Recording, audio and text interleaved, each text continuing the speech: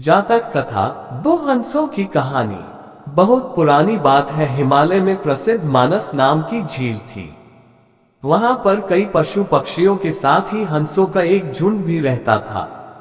उनमें से दो हंस बहुत आकर्षक थे और दोनों ही देखने में एक जैसे थे, लेकिन उनमें से एक राजा था और दूसरा सेनापति। राजा का नाम था धृतराष्ट्र और सेनापति का नाम सुमुखा था। झील का नजारा बादलों के बीच में स्वर्ग जैसा प्रतीत होता था। उन समय झील और उसमें रहने वाले हंसों की प्रसिद्धि वहां आने जाने वाले पर्यटकों के साथ देश विदेश में फैल गई थी। वहां का गुणगान कई कवियों ने अपनी कविताओं में किया, जिससे प्रभावित होकर वाराणसी के राजा को वह नजारा देखने की इच्छा हुई।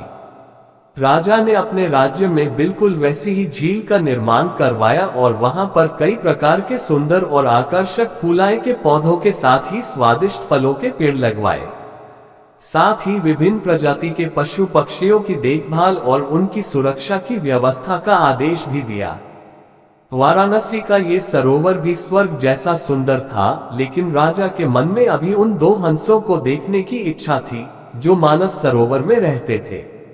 एक दिन मानस सरोवर के अन्य हंसों ने राजा के सामने वाराणसी के सरोवर जाने की इच्छा प्रकट की, लेकिन हंसाए का राजा समझदार था। वह जानता था कि अगर वो वहां गए तो राज उन्हें पकड़ लेगा। उसने सभी हंसों को वाराणसी जाने से मना किया, लेकिन वो नहीं माने। तब राजा और सेनापति के साथ सभी हंस वाराणसी की ओर उड़ चले। जैसे ही हंसों का झुंड उस झील में पहुंचा तो अन्य हंसों को छोड़कर प्रसिद्ध दो हंसों की शोभा देखते ही बनती थी।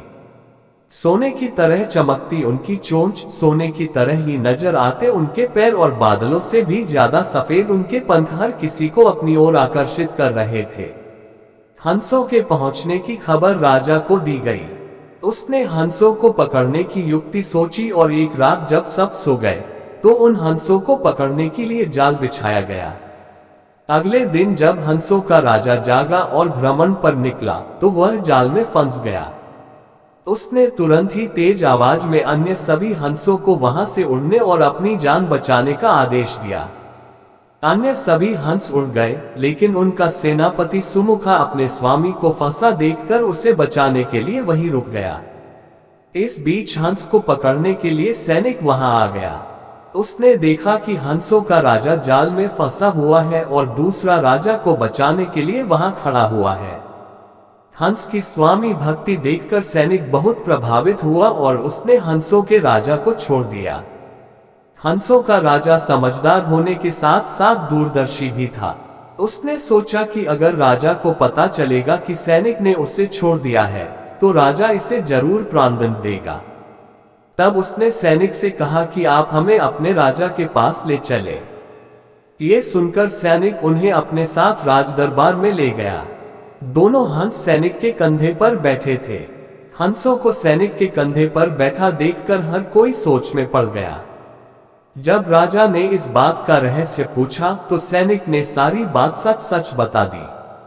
सैनिक की बात सुनकर राजा के साथ ही सारा दरबार उनके साहस और सेनापति की स्वामी भक्ति पर हैरान रह गया और सभी के मन में उनके लिए प्रेम जाग उठा। राजा ने सैनिक को माफ कर दिया और दोनों हंसों को आदर के साथ कुछ और दिन ठहरने का निवेदन किया। हंस ने राजा का निवेदन स्वीकार किया और कुछ दिन वहां रुककर वापस मानस झील चले गए।